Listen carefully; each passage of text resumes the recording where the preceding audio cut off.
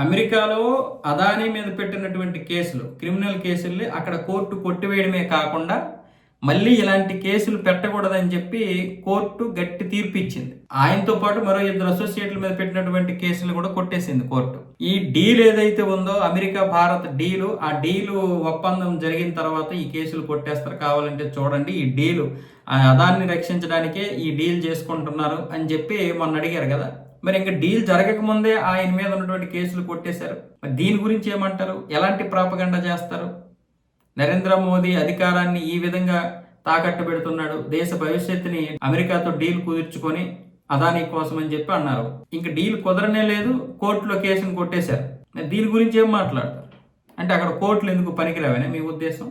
మరి అక్కడ గొప్ప కోర్టులు ఉంటాయి, గొప్ప తీర్పులు ఉంటాయని మీరే చెప్పారు. మరి ఇప్పుడు ఏమొచ్చేసి అవే కోర్టులు, అవే గొప్ప కోర్టులు తీర్పులు చెప్పాయి. ఇంక డీలే కుదరలేదు. దీన్ని ఏ విధంగా చూస్తారు మీరు? ప్రాపగండా చేయాలంటే ఎలాగైనా చేయొచ్చు. బయట దేశం వాడు వచ్చి మన దేశంలో పెట్టుబడులు పెట్టి ఉద్యోగాలు ఇచ్చి మనల్ని బానిసలుగా చేసుకుని మన సొమ్మును అంతా తీసుకుని వెళ్ళిపోయి డాలర్ల రూపంలో మన యొక్క రూపాయిని బలహీనపరిస్తే మీకు నచ్చుతుంది. కానీ ఈ దేశంలో పుట్టినవాడు ఈ దేశంలో పెట్టుబడులు పెట్టి లక్షల మందికి ఉద్యోగాలు ఇచ్చి నిరుద్యోగాన్ని తగ్గించి ఉపాధి అవకాశాలు ఇస్తే మాత్రం బీజేపీకి సపోర్టు. బీజేపీ ఉంది కాబట్టి లక్షల కోట్లు సంపాదించేశాడు. కానీ మరి లక్షల జీతాలు, లక్షల ఉద్యోగాలు ఇచ్చిన దాన్ని బయట దేశం వాడు రాకుండా హ్యాపీగా సొంత పెట్టుబడిదారులు ఎక్కువ ఉన్నారు కాబట్టి చైనా అలా అభివృద్ధి చెందుతుందని మీరే అంటారు. అదే భారతదేశానికి చెందినటువంటి అదానో, అంబానో, నితిన్ గడ్కరీ కొడుకులు ఎవరైనా పెట్టుబడులు పెడితే మీకు నచ్చదు. మళ్ళీ బయటోడు రావాలి, బానిసలుగా మనల్ని చూడాలి, ఉద్యోగాలు సృష్టించి. ఈ మనస్తత్వంతో కదా మనం ఉన్నాం. ప్రతిదీ ప్రాపగండ. దేశంలో సగం జనాభాటు సగం జనం ఇటు విడిపోయి మనం ఇలా కొట్టుకుంటూనే ఉంటాం జీవితం అంతా. బయటోడు ఎవడో వచ్చి డబ్బులు దొప్పుకెళ్ళిపోతే మాత్రం మనకు సంతోషం. అబ్బా ఏం తెప్పించారా, ఏం పెట్టుబడులు పెట్టాడరా, ఉద్యోగాలు వచ్చాయిరా.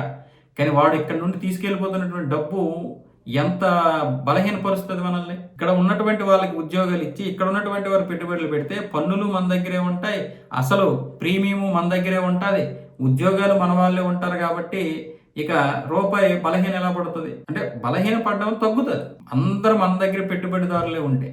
బయట దేశంలో ఈరోజు మనం ఎందుకు కోరుకుంటున్నాం? ఇక్కడ పెట్టుబడిదారులు లేరు కాబట్టి బయట దేశం నుండి వచ్చి పెట్టండి అంటున్నాం. కానీ మనకు నచ్చదు అలా. మనవాడు బాగుపడకూడదు. మనవాడు బాగుపడితే వాడిని ఏదో ఒక పార్టీకి ఆపాదించేసి మనం విమర్శించాలి.